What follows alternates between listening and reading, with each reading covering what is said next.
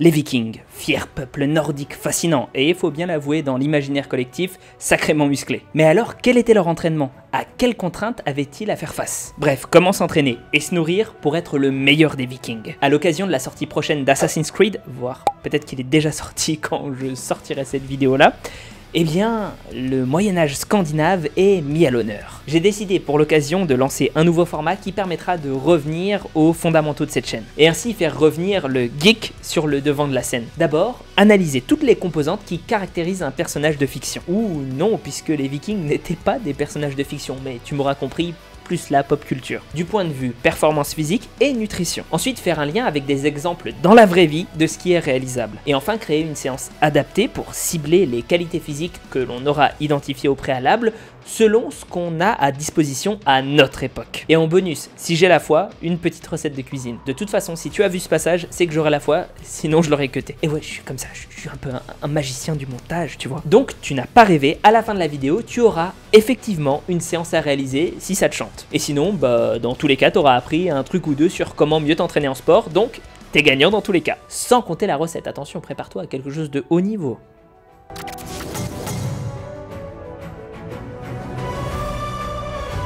Je suis pas historien. Voilà, je te le dis, t'en fais ce que t'en veux, et maintenant je vais te raconter ce que j'ai compris de la vie des Vikings. Et si des gens veulent me corriger en commentaire, eh ben avec plaisir. Je leur mettrai des petits cœurs tout mignons, voire je les épinglerai.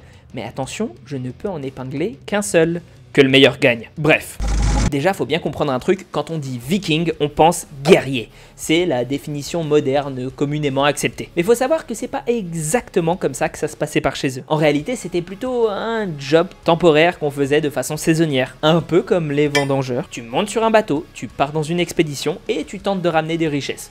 Voilà à peu près les bails. Et évidemment, c'était pas le cas pour tout le monde. Mais ça veut surtout dire que l'essentiel des hommes libres dans cette société savaient se battre et étaient entraînés pour. Un peu comme en Corée du Sud, voire du Nord, en fait je sais pas comment ça se passe là-bas, et en Suisse de nos jours, où, je le rappelle, le service militaire est obligatoire. Quoiqu'en fait, pas vraiment, parce que eux c'était plutôt toute leur vie qu'ils s'entraînaient, ce qui semble logique quand on sait à quel point l'accès au Valhalla, qui ne s'obtient que par la mort au combat, était valorisant. Mais ils avaient une manière de faire qui pourrait sembler un peu singulière de nos jours. Les Vikings, comme l'essentiel des peuples à tradition guerrière que je connais, avaient un fort penchant pour les jeux, que ce soit physique, ou de stratégie. Je pense notamment aux jeux de force. On trouve encore de nombreuses pierres ancestrales en Islande qu'il faut soulever pour devenir un vrai homme. Mais on peut aussi citer des records de force comme celui qu'a battu Hafthor qui était, je crois, vieux de 600 ans. Il a soulevé un tronc très lourd, plus lourd que celui qui aurait soi-disant cassé la colonne vertébrale du dernier détenteur du record. Mais il n'y avait pas que ça, hein. J'ai ouï dire par exemple qu'il y avait des jeux d'équilibre sur les pontons des bateaux. Il y avait aussi le jeu de lutte, la glima, car les Vikings avaient compris quelque chose qu'on a encore du mal de nos jours à parfaitement intégrer. Peu importe de pratiquer un art martial parfait. L'important, c'est de se forger dans l'opposition. Et pouvoir multiplier les combats sous une forme sportive qui n'amène pas à la blessure, car la blessure était très mal vue. Si on blessait son adversaire, on pouvait se faire par exemple lapider, il me semble. Bah, ça peut aiguiser l'esprit combatif de façon considérable. Pourquoi crois-tu que les prédateurs jouent avec leurs petits? Bref, je pense qu'il fallait voir les Scandinaves comme une grande bande de gamins qui jouaient tout le temps. Enfin, quand ils ne travaillaient pas. Car faut bien penser qu'à l'époque, le travail c'était pas « Joe, je me pose sur mon tracteur et c'est bon ». Alors bien sûr qu'il y avait des esclaves, on savait vivre en ce temps-là. Blague à part, ils étaient relativement bien traités car considérés comme des hommes, juste des hommes pas libre. Et je sais que ça peut sembler bizarre comme ça, mais par exemple nous, les Occidentaux, quand on a fait de la traite des Noirs, de l'esclavage, etc., bah on les considérait pas comme des humains. Les Vikings étaient donc plus évolués que nous 500 ans plus tard de ce point de vue-là. Ah, les pays du Nord, toujours en avance sur le progressisme. Mais bon, même s'il y avait ces gens-là, ça n'empêche pas que le boulot était sacrément physique. Ça rajoute encore à la préparation physique, mine de rien. Enfin, pour ce qui était de l'alimentation, ceux-ci faisaient du jeûne intermittent. Si, je te jure, ils mangeaient que 2 fois par jour, le matin et le soir. En fait, ça ressemble encore une fois à la diète des guerriers de pas mal de civilisations, notamment les civilisations antiques telles que la Grèce, les Spartiates par exemple. C'est ce qui a inspiré d'ailleurs la Warrior Diet, l'une des 3 grandes familles communément pratiquées du jeûne intermittent moderne. Quant à la nature de ce qu'ils mangeaient, ben, c'était des fermiers. Au nord, C'était les derniers. Donc sur Terre, quand ils étaient pas en bateau, où ça devait principalement se composer de poissons, je crois avoir entendu parler de morues séchées, mais je suis pas sûr. Ben du coup, c'était principalement des céréales comme l'avoine, le seigle, qui poussent dans des climats un peu plus froids, cuisinés sous la forme de galettes, de pain sans levain, mais aussi des légumes comme l'oignon, l'ail et plein d'autres trucs de cette famille-là. De la viande aussi, d'à peu près tout ce qui peut vivre sous ces latitudes. Bœuf, canard, poule, cheval, chèvre, du lait, du babeur, des noix, des œufs, du miel qui était le seul sucrant que les Vikings cultivaient, enfin pas cultivaient mais ils avaient des ruches quoi. Évidemment même sur Terre ils pêchaient les bougres et ça pouvait constituer jusqu'à un quart de la diète. Bien sûr il y avait de l'alcool mais on s'en inspirera pas. Après tout ça m'étonnerait que leurs compétences sportives viennent de là. De tout ça on va retirer 3 choses qui vont nous intéresser aujourd'hui. Premièrement le jeu. L'entraînement doit être un défi et amusant si possible. Deuxièmement la périodisation. Ce que je trouve marrant paradoxalement c'est que les Vikings avaient finalement un entraînement qui ressemblait pas mal à celui de nos sportifs modernes en ce sens. La préparation physique de fond, puis la saison de compétition. Bon, ça ne nous sera pas d'une grande utilité pour construire la séance du jour. En revanche, on pourra en parler dans le cadre d'une prépa plus globale. Troisièmement, la diète riche en protéines et en énergie, mais on y reviendra plus en détail dans la partie recette. Analysons maintenant les besoins d'un guerrier viking, et c'est là que ça va devenir marrant. Un viking doit être musclé. La base de la force, c'est le muscle. N'en déplaise à ceux qui se plaisent à penser que les gros muscles, ce n'est pas fonctionnel. La vérité, c'est que la majorité des strongmen et des crossfitters de haut niveau sont tous hyper stock. Et je prends pas ces sportifs au hasard, ce sont pour moi les plus polyvalents et les plus forts. Bien sûr, les gros muscles donnent le potentiel d'être forts et explosifs, mais encore faut-il savoir les utiliser pour en tirer le meilleur au combat. On devra donc utiliser des exercices dans cet objectif de coordination. On ne sait pas exactement comment les Vikings combattaient, les joies des peuples à transmission orale, mais on sait quand même comment ils s'équipaient pour l'action, donc on a pu faire des inférences. Enfin, faudra faire gaffe à intégrer certains éléments pour l'endurance. Parce qu'un mec qui peut te mettre des patates de forain à casser des mâchoires, c'est utile. Sauf si tu dois l'attendre tous les 25 mètres parce qu'il a un point de côté.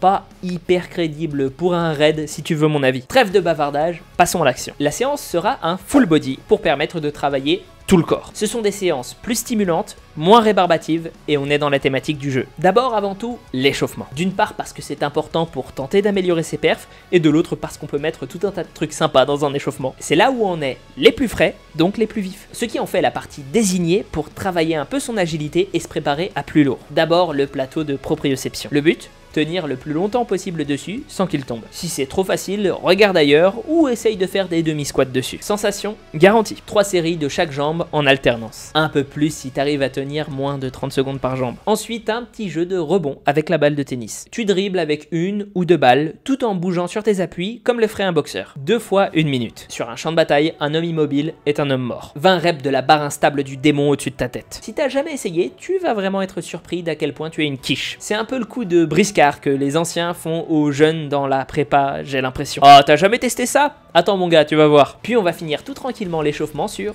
un peu de gainage. Oui, du gainage basique. Bon ok, je le vois bien que tu veux du gainage viking hardcore ou je sais pas quoi. Ben dans ce cas-là, je te conseille d'avancer simplement un petit peu les coudes du dessous de ton corps. Et puis pour la position frontale, de faire une rétroversion du bassin. Allez, essaye. A noter que je te conseille, même si on a fait ce petit échauffement, de bien faire quelques séries de préparation avant les exercices lourds que tu vas travailler, histoire d'être bien sûr que les muscles ciblés sont chauds. Premier exercice, le woodchopper en contraste de charge avec du wall ball à l'échec de vitesse. T'inquiète, dit comme ça, on dirait que c'est de l'ancien nordique, mais en vrai c'est plutôt simple. Tu vois, un viking ça a une hache ou une épée, hein. Fun fact, tous les hommes devaient posséder des armes, c'était dans la loi. Peut-être pas si progressiste que ça du coup les nordiques. Bref, n'importe quel mouvement à la hache et pas mal des mouvements à l'épée sont circulaires. Sinon, bah, t'as pas assez de force pour trancher. Contrairement à ce qu'on pourrait penser, et ce que j'ai vu chez certains youtubeurs qui font quelques vidéos sur les sabres, etc., la force ne vient pas des bras, mais bien du transfert entre le sol et les mains. Pour ça, il faut tout un corps qui fonctionne dans ce sens. Et ça tombe bien, C'est ce que nous permet cet exercice. L'idée ici, c'est donc de faire du woodchopper lourd pendant 5 ou 6 reps, histoire de déclencher de la potentiation. Un phénomène qui se passe quand on passe de lourd à léger. Un petit peu comme quand tu portes ton sac en rando et que tu le poses derrière. Tu te sens tout léger, pas vrai? Et donc on va profiter de ça pour avoir plus de vitesse quand tu lances ton wall ball. Pour le wall ball, on fait ce qui s'appelle de l'échec de vitesse. C'est-à-dire que dès que tu ralentis, donc théoriquement à pas plus que 5 ou 6 reps, bah tu t'arrêtes. Le but, c'est de bosser ta vitesse pour envoyer des coups de hache beaucoup plus explosivement. Le deuxième, on est dans la même veine. Du hip thrust lourd pendant 5 ou 6 reps, suivi par de la course très rapide, soit sur 30 mètres, soit disons si tu es sur tapis de course pendant 5 secondes. On est sur la même logique qu'un guerrier en mouvement est un guerrier en vie. Pourquoi du hip thrust? Car il a été montré que les exercices se faisant dans une direction horizontale, et si tu retournes un hip thrust, bah, c'est horizontal, sont meilleurs pour aider à devenir meilleur en course, en comparaison par exemple avec les exercices verticaux type le squat. Le troisième, c'est du rowing, et je préfère à la poulie ou à la machine parce que ça simule mieux le fait de ramer véritablement dans un bateau, en termes de courbe de résistance. Hein. Mais la barre, ça peut le faire aussi si t'as rien d'autre. Ici l'idée, et ce sera pareil pour les 3 prochains exos, c'est de stimuler le maximum de muscles pour la force et l'hypertrophie. On va chercher à aller proche de l'échec musculaire. Le moment où on ne peut plus soulever la charge car on n'a plus assez de jus. Mais pas complètement non plus, disons à 1 ou 2 reps de cet échec, histoire de pouvoir continuer à soulever de la charge sur tous nos exos, parce qu'un viking c'est costaud. Le développé halter, car le développé halter, c'est la vie, tout simplement. Et que c'est l'antagoniste du rowing en termes de muscles du haut du corps ciblés. Donc c'est parfait. Soulever de terre, jambes tendues, parce qu'il faut bien soulever des gros trucs lourds du sol si on veut faire honneur aux traditions. A savoir que c'est mieux de faire du jambes tendues que du classique, parce qu'on va mieux stimuler nos ischios sans mettre autant de charge, et donc on a moins de charge sur le bas du dos. Parce que l'exo d'après, même si c'est du front squat, donc moins penché, va aussi venir un peu stimuler le bas du dos, et on n'a pas envie d'être complètement pété, et je parle même pas de blessure, hein, mais juste de courbature le lendemain. Aussi un truc, c'est qu'on recommande plus généralement le front squat en prépa physique, parce qu'on a plus facilement tendance à soulever un truc devant notre corps que derrière. C'est moins, on va dire, fonctionnel, au moins disons que c'est beaucoup plus commun sur le terrain. Et enfin, on finit sur un truc à la mode CrossFit. Oh mon dieu, du CrossFit, mais non, mais il est fou, mais on va se blesser. Alors déjà non, on va se calmer, on se blesse pas plus en CrossFit qu'ailleurs. Et si tu me crois pas, j'ai fait une interview debunk où on aborde ce sujet. Mais en plus, bah, c'est pas un vrai WOD, Workout of the Day. I'm not bilingual, but I tried to do my best. C'est simplement une alternance entre des burpees et des tractions. 15 burpees, 15 tractions. 9, 9, 5, 5. Ça dans l'objectif de finir sur une petite note d'endurance bien salée. Et simuler un entraînement guerrier aussi. Les tests commando par exemple, ça se fait tout d'affilée, sans repos, et il faut courir entre. Revenons rapidement sur un petit bilan de la séance, maintenant que tu es éclaté comme un vieil étron au sol. Tu l'auras peut-être remarqué, on est parti de ce qui demande le plus de vivacité vers l'endurance en passant par la puissance et la force. Ça n'est pas fait au hasard, c'est un petit peu l'optimal en termes d'ordre de séance. Car ces tâches demandent de moins en moins de concentration et d'énergie, et ça tombe bien, parce qu'on fatigue de plus en plus. Alors bon, en revanche, calmons-nous, hein, c'est l'optimal dans une séance. Mais je te conseille pas de travailler toutes tes qualités physiques dans la même séance habituellement. J'ai vraiment voulu faire un melting pot pour que tu repartes avec plein de choses dans ta besace d'aventurier nordique. Sans transition, passons à la recette et probablement au massacre culinaire. En fait, je sais pas, j'ai pas encore tourné ça au moment où je tourne cette vidéo. Ça va être un poulet rôti au miel et épices, ainsi que des mini galettes à l'avoine et au blé. Ce sont 2 recettes totalement indépendantes, mais je me suis dit que ça aurait vraiment fait chacal si j'avais juste présenté le poulet. D'abord les ingrédients. Bon, t'as tout là. Et avant qu'on me prenne la tête, je prends du bio quand j'estime que ça peut servir à avoir la meilleure qualité possible, et du pas bio quand il y a un label ou une raison qui me laisse penser que c'est pas important. C'est tout. Il aurait fallu du romarin à la place du thym, mais j'avais pas. D'abord tu mets 100 g de farine normale, puis ensuite tu rajoutes 50 g d'avoine.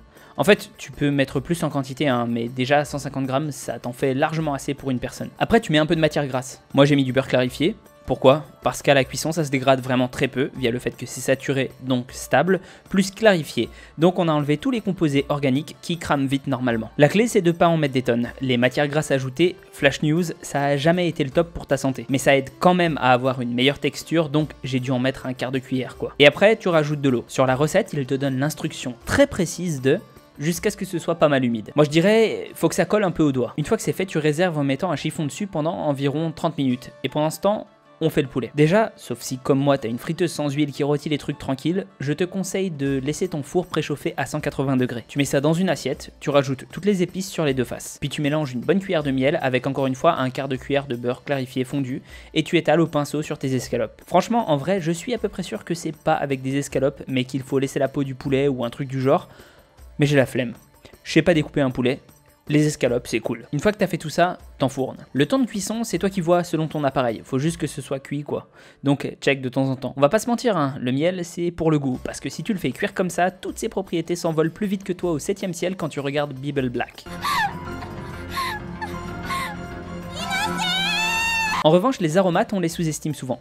Ça donne du goût et ça a un indice d'antioxydants assez fou. On parle d'indice ORAC. Donc pense-y. Bon, après la cuisson, parce que mon compteur d'électricité aurait pété si je mettais la plaque en même temps, car apparemment je vis au Koweït, on s'occupe des petites galettes. En gros, tu vas faire des petites boules que tu vas après étaler en palets. Et hop hop, tu mets ça dans la poêle. Astuce, la farine sur le plan de travail, ça t'évitera d'en avoir partout sur les doigts. Ils disent de mettre ça pas plus de 30 secondes par face sur une poêle bien chaude. En vrai, j'ai laissé ça un peu plus parce que sinon ça aurait vraiment fait pas cuit et pas top pour la digestion. Déjà que là, je suis moyen sûr que ce soit bon en termes de fibres alimentaires type FODMAP. Mais je m'en fous un peu, j'ai les intestins solides. Petite astuce du chef pour connaître les calories totales, tu pèses ton produit fini et si tu connais les calories des produits qui sont allés dedans, bah tu divises simplement par le poids. Ainsi, je vais te donner mon approximation pour les petits palets, mais comme la quantité d'eau de la recette est donnée avec tant de précision, bah ce sera pas pareil chez toi. Pour le poulet, fais un effort, ce sera juste les calories de ton poulet plus celles du miel et du beurre, quoi. Je vais pas te mâcher le travail. Tout ce système là que je t'ai décrit, ça marche très bien pour les protéines aussi, hein. Bon, bah ça ressemble à ça quand c'est fini. Vient l'heure de la dégustation. Et non, je déconne, j'ai mis ça dans des Tupperwares parce qu'il était 15h et j'avais déjà mangé et j'ai oublié de tourner la vidéo avant. J'ai mangé ça le lendemain et autant les palais, ça va, autant le poulet, ça aurait pu aller si j'avais laissé cuire assez longtemps. Là, c'était caoutchouteux et j'ai une chance sur deux de choper la salmonelle. Sur cette longue et je l'espère instructive vidéo, je t'invite à me lâcher un pouce bleu taudin, à t'abonner tel Thor sur des Valkyries, je sais pas, mes métaphores n'ont aucun sens, à aller voir mon Insta, mon Utip, mon Tipeee et mon Discord. Sinon, je pense pas avoir d'autres promotions à faire, donc bah, prends soin de toi et à la prochaine. J'espère que ça t'aura fait prendre conscience un petit peu que la muscu peut être adaptée à n'importe quel objectif.